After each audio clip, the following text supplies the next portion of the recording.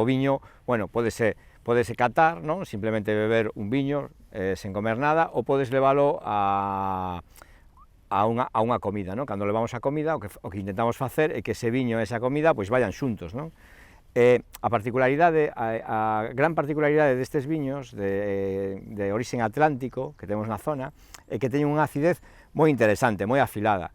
Entón, isto fai que mariden moi ben cos pratos porque che permite volver a comer, non? É como limpia o paladar, refresca e podes volver a comer, non? Entón, ademais, tamén hai un punto, non? Por exemplo, cos pescados azuis, que son como máis grasos, ou as comidas máis grasas, que, bueno, pues son quizás máis hacia o inverno, non? O cocido, estas comidas que son como máis poderosas, pois estes viños tamén fan esa parte de acidez destes viños, pois fan esa parte tamén de limpieza, non? Grasa e acidez, pois sempre funcionan, non? É un recurso que na cociña utilizamos moitísimas veces, non? A grasa e a acidez, non? É algo que sabemos que funcionan perfectamente. E despois tamén teñen ese punto de salinidade, non? Que lle dá ese rollo de estar o carón do mar. Eso é algo moi particular desta zona, porque obviamente porque vivimos o carón de mar. Ese punto de salinidade pois axudan tamén moi ben a hora de poñelos coa comida, pois porque lle aportan ese punto iodado que moitas veces pois fai potenciar o resto de todos os sabores, non? O iodado, o umami, eses sabores fan potenciar os outros, non? Entonces sempre axuda, non? Bueno, teñen un carácter identitario total.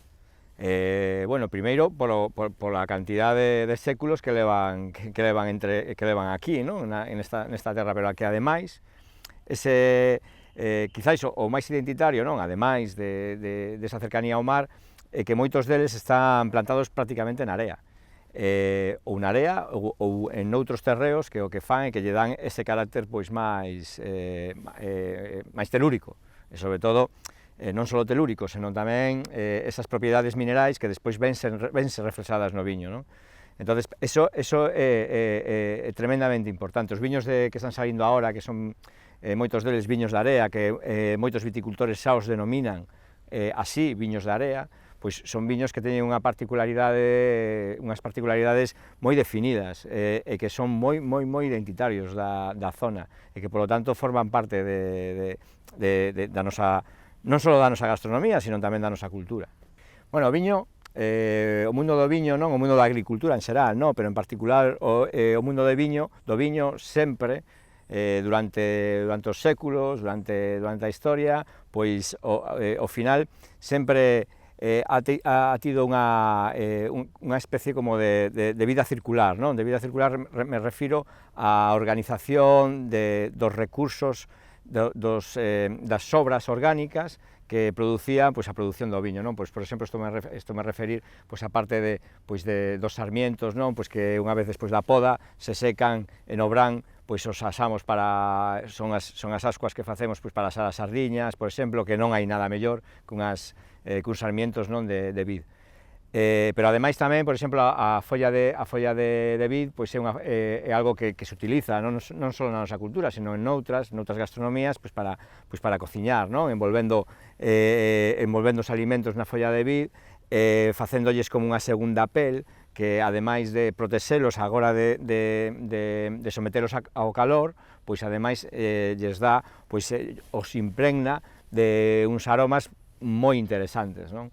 Nós, nese senso, pois, buscamos máis posibilidades, non? As lías do viño son os fermentos mortos, non? Despois da fermentación, eses fermentos se van sedimentando na parte, no fondo do barril, unha vez que se trasiega o viño, ese queda, bueno, pois é un desfeito, non? O sea, non se utiliza.